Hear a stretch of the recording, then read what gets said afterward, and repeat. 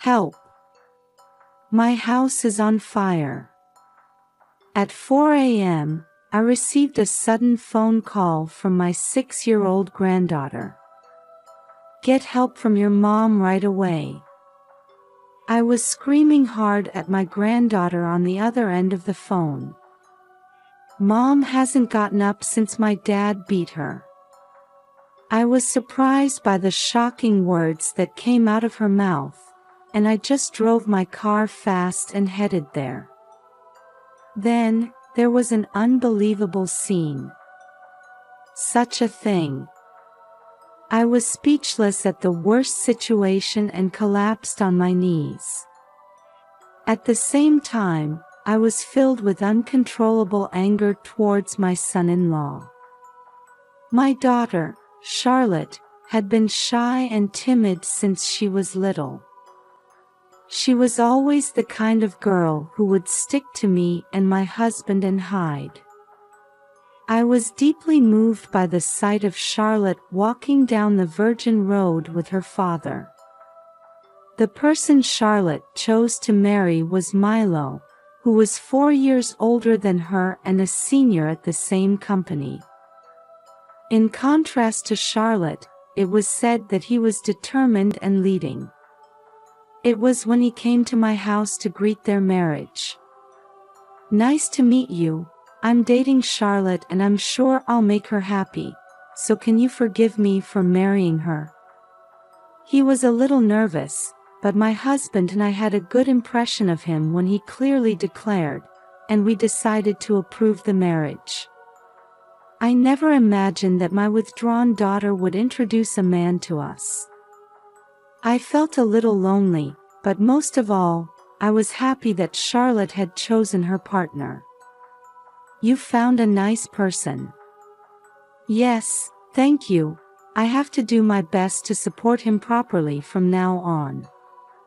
I felt a strong determination in her words, and I was just amazed at the positive change in her feelings. At the strong request of Milo, Charlotte quit her job after marriage and became a full-time housewife. The two of them bought a second-hand house and started their newlywed life. Milo has asked if you would like to have a meal with us. How about next Sunday? Is it okay? Isn't he tired from work? Yes, it's okay. As we're family, he wants you not to worry about it. Took advantage of the generosity of them. We have meals together more and more, and each time I felt the strength of Milo's pertinence towards Charlotte. It was when Charlotte failed the dish they were supposed to serve that day. Why would you make such a simple mistake? Anyone could have done it with the recipe. Don't you understand what is written? I'm sorry. Milo's voice was raging, and Charlotte was looking down with a very sad expression. What's wrong? Are you okay? Mother-in-law, I'm sorry. It looks like Charlotte has messed up. Oh yes, I'm going to help Charlotte, so Milo, will you keep me company with my husband? But then I feel so sorry. My husband beckoned the hesitant son-in-law and drank with him, so the situation was settled. Mom, I'm sorry you came all this way. It's okay, we all make mistakes, and the more you do this from now on, the fewer mistakes you'll make. I encouraged Charlotte by saying that, but as a parent, it was still sad to see Charlotte being told terrible things in front of me. I regretted myself that if I had taught her more, Charlotte and I might not have felt so sad. A few months later, I received a happy report from Charlotte and her husband that they had a baby. Milo cares for Charlotte, lovingly stroking her belly, which is still almost unbulging. When I saw the two of them, I thought, this is how they should gradually become a couple and then a family. Thanks to you, Charlotte seems to be relieved and I can do my best at work. Not only during pregnancy, but also after giving birth, I occasionally visited Charlotte and her husband to support Charlotte. Of course, there was also a lot of reason because I could meet my cute first grandchild. However, it was about 6 months after the birth of my granddaughter, Sage. The attitude of the son-in-law, who I thought was calm, changed little by little. Stop Sage from crying right now. If you can't do that, you're an unfit mother. Perhaps irritated by the baby, Milo yelled in the strongest tone I had ever heard. However, this only made the baby cry more and more. I tried my best to be gentle and cuddle up to my son-in-law. Milo, calm down. Sage is also surprised. If you come home from work and your baby cries all the time, you'll be tired. But, mother-in-law, don't spoil Charlotte too much. In the middle of the conversation, he covered his words and said it harshly to me.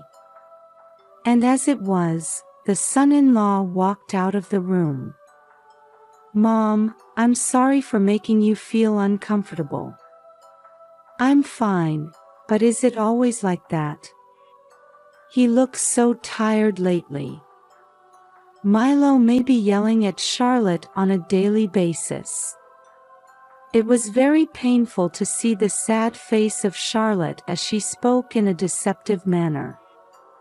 Since then, I haven't seen Milo at Charlotte's house. Maybe I made an unnecessary statement. Such anxiety crossed my mind, and I was worried about Charlotte, who was losing energy day by day.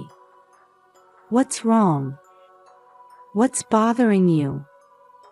Nothing, it's okay. No matter how many times I asked, she kept repeating it, and Charlotte didn't want to say anything, and she gradually blocked it out. I wonder if she's tired from childcare. Just when I thought I needed to be a little more attentive, I was called to talk to her and went there. Mom, please don't come to my house anymore. What's wrong with you saying that all of a sudden? To be honest, I couldn't hide my shock at Charlotte's words.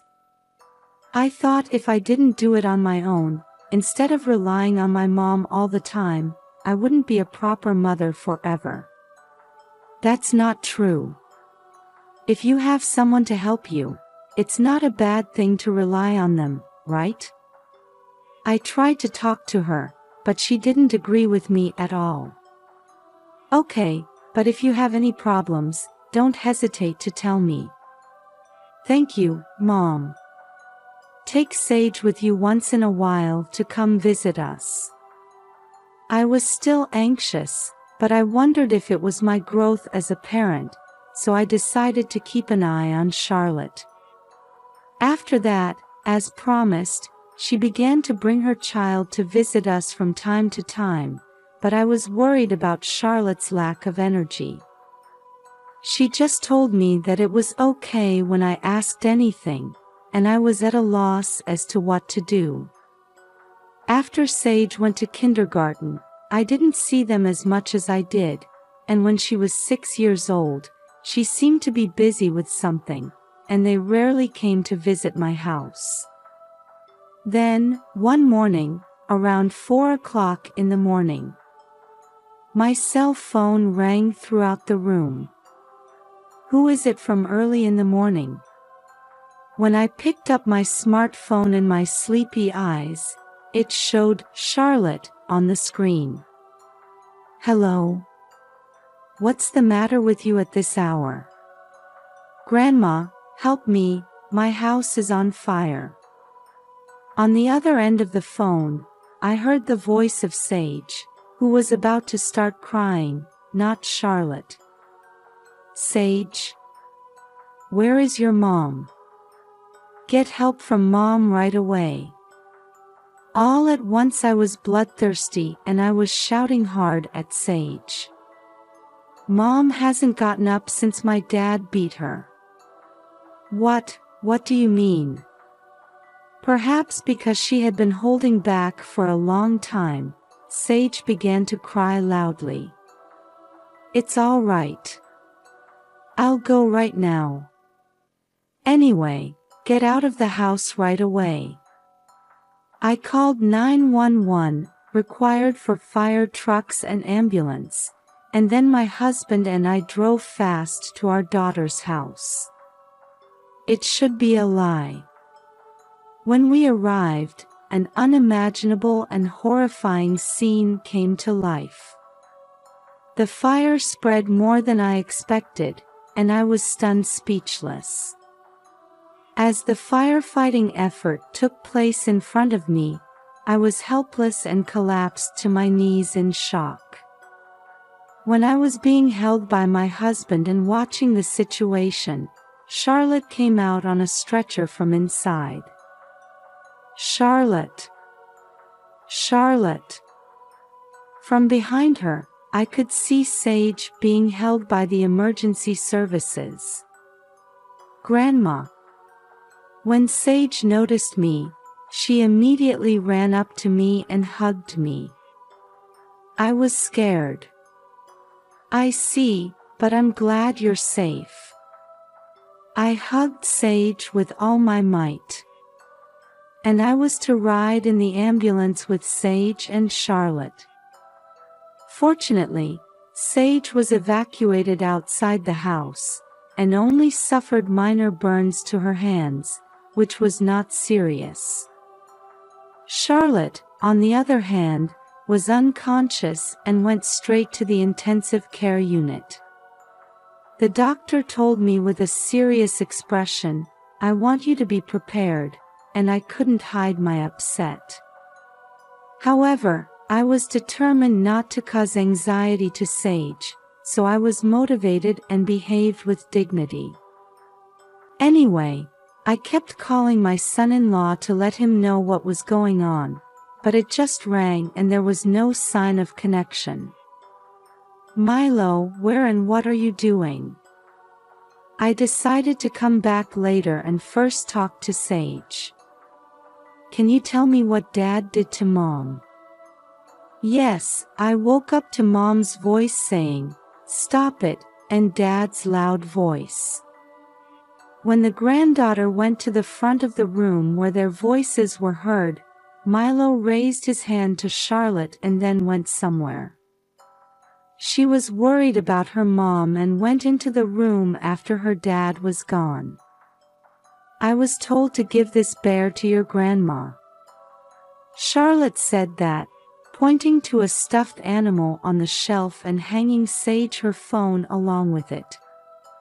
I was next to Mom the whole time, and I smelled something weird, and when I went over, there was a fire.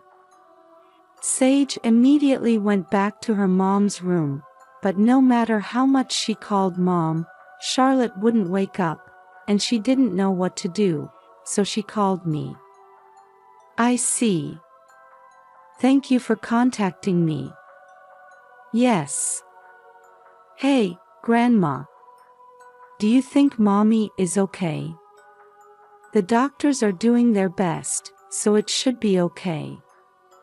After gently calling out to calm her down, I received the stuffed animal that Sage had entrusted to me. "Is there anything inside?" I felt a strange weight, and when I looked closely, I saw a mark that looked like it had been sewn together later. When I pried it open and looked inside, I found a certain thing in it along with a letter from Charlotte.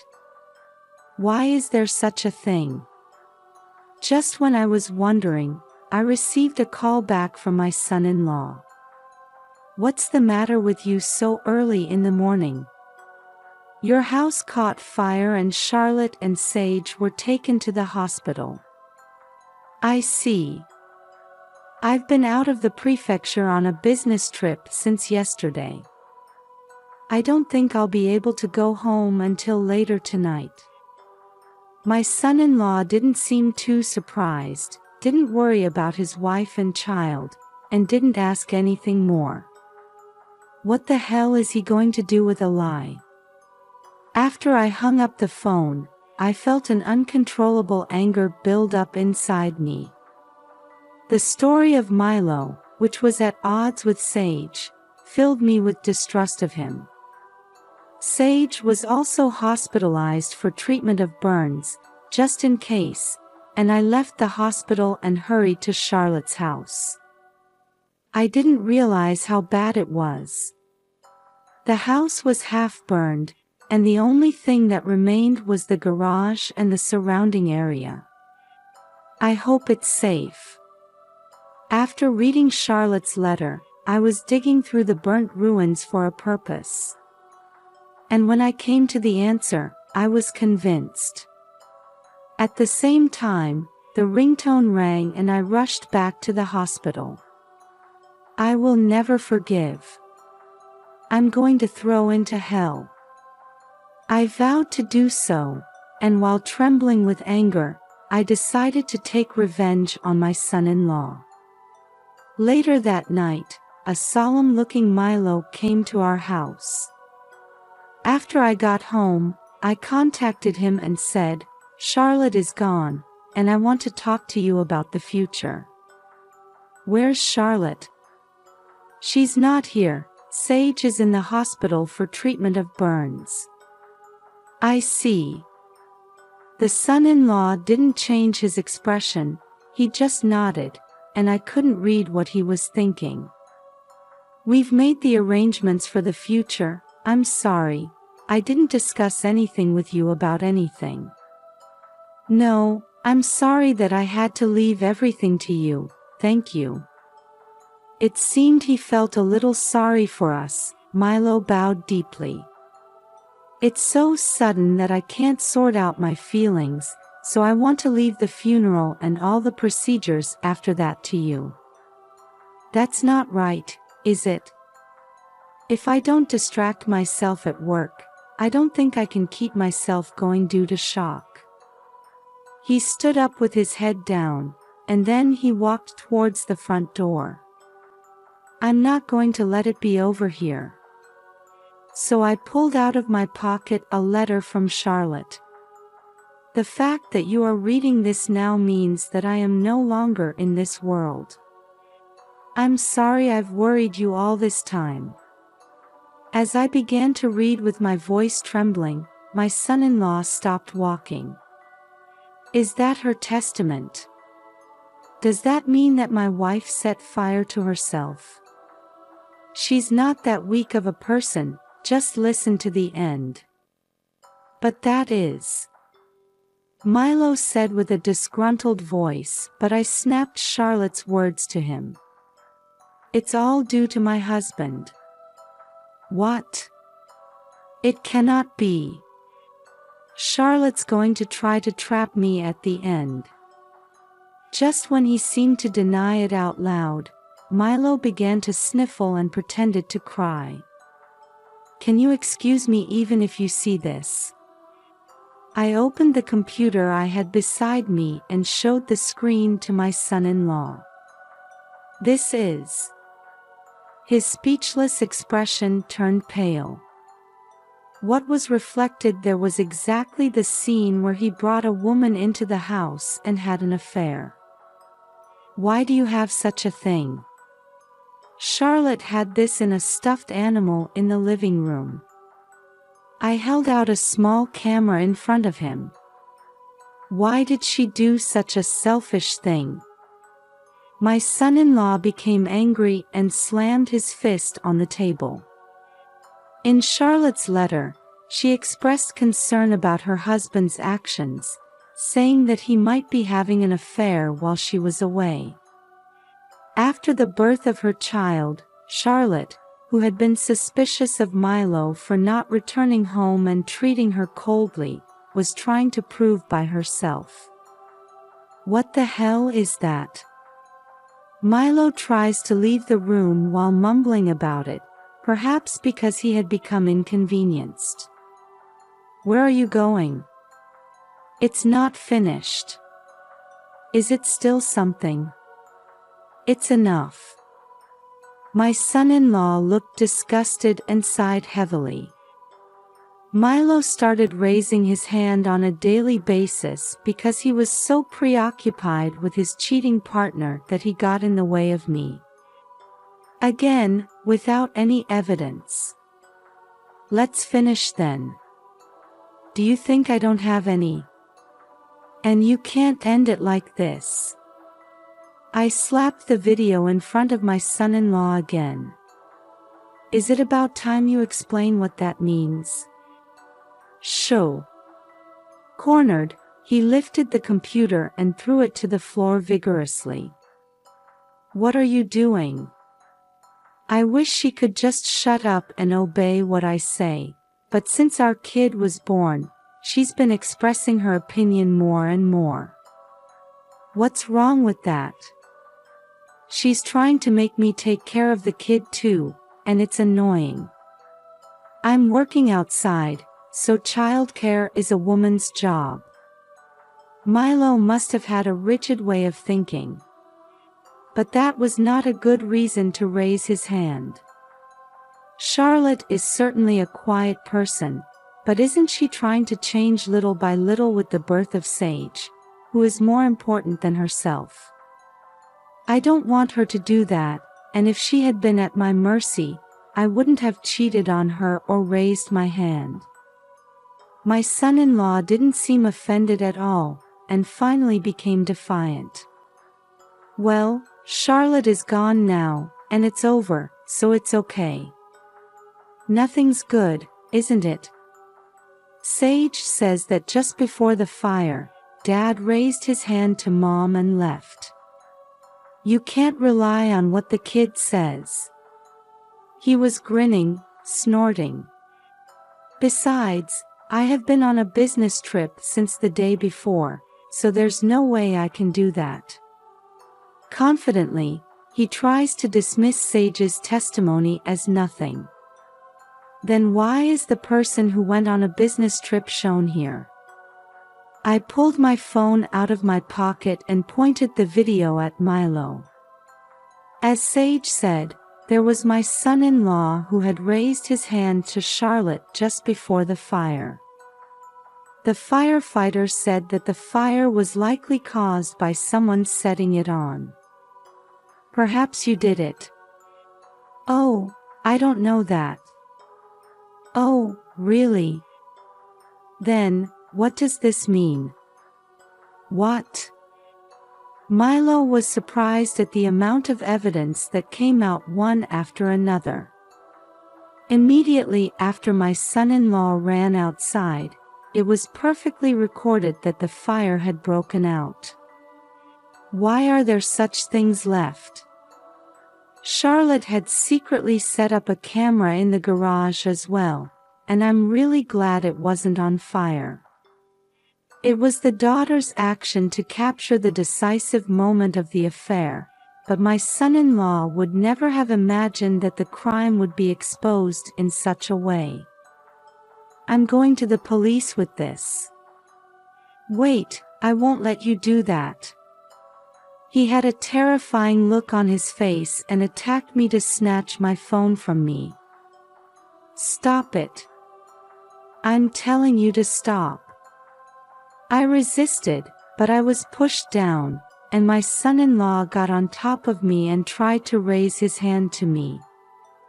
Stop it. Then, here, in the next room, my husband, who was recording the whole thing, stopped it. Stop, old man. I said get off me. Milo was easily seized by my husband and was unable to move. I got this from Charlotte. I held out a piece of paper that I had in my bag to him. What do you mean by this? I mean, my son-in-law didn't seem to know what's what. That was right, because what I gave him was the divorce papers with Charlotte's signature in column on it. In fact, thanks to the doctor's diligent treatment, Charlotte managed to survive. The phone call I received when I retrieved the camera in the garage was meant to let me know. How could you tell such a lie that your daughter is gone even though you are parents? My son-in-law, who understood everything, raised his voice. I haven't said she passed away, have I? What's gone is Charlotte's heart, which was so weak to say anything. So you decided on the rest of the arrangements on your own. Aren't you talking about her funeral? Oh, that's about Charlotte's moving. Don't be silly. You fool me. He went on a rampage, desperately trying to shake off the arm that was still being held by my husband. Oh, yes, she said she is going to file a damage report. If the fact that you set it on fire is added, the crime will be quite serious, won't it? As soon as he heard that, Milo held his head, changed his attitude, and started crying at me. No, please don't. If you do that, I'll be finished. We're family, aren't we? And Charlotte and Sage were saved. You're not a family member, and people who do such horrible things should go to hell. I refused him bluntly, and he stood there in a daze. After that, I presented all the evidence to the police, and Milo was arrested. I heard that he was charged with a serious crime and that he would be living behind bars for the time being. And the divorce with Charlotte was officially finalized. She charged a total of $150,000, $80,000 for alimony and medical expenses due to emotional distress, $70,000 for child support, and $10,000 for the cheating partner. Milo's parents took care of all the expenses. They said that he would pay for his sins and return it when he came out, but after that, they would disinherit him. It took a while, but she was safely discharged from the hospital and moved into our house with Sage. While watching over Charlotte and Sage, who are gradually recovering their energy, I would like to wish them happiness and support them firmly from now on.